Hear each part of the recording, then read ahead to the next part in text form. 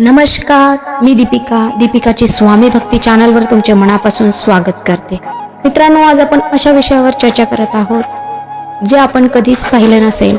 मी आहे तेलंगणामध्ये आणि तेलंगणामधील मी अशा देवीची चर्चा करणार आहे ज्या देवीला पूर्ण भाजीपाल्यांनी फळभाज्यांनी अलंकृत केलं जातं, तिचा श्रृंगार बनवलेला जातो।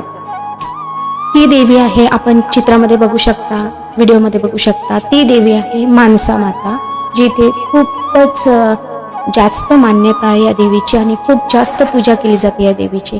या देवीला सगळेजण अगदी भक्तिभावाने जेवढे फ्रूट्स किंवा व्हेजिटेबल्स त्या मंदिरामध्ये आणतात, फळभाज्या सगळे मंदिरामध्ये जमा करून आपल्या परीने जे जमेल तसं ते हार बनवतात आणि ते हार, भाज्यांचे हार देवीला चढवतात आणि देवीला सुशोभित करतात, अलंकृत करतात। मंगळवारला हा कार्यक्रम असतो देवीचा आणि त्यानंतर मंगळवारला देवीला फळभाज्यांनी, हार बनवलेले फळभाज्यांनी छान अलंकार, तिचं मंदिर वगैरे सगळं सजवतात आणि दुसऱ्या दिवशी बुधवारी त्याचा महाप्रसाद, त्याच भाज्यांचा महाप्रसाद इथे बनवला जातो।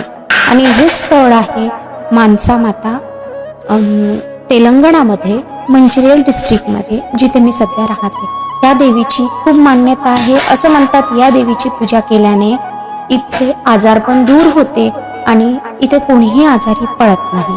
आणि हे खरंच आहे, मला असं वाटते।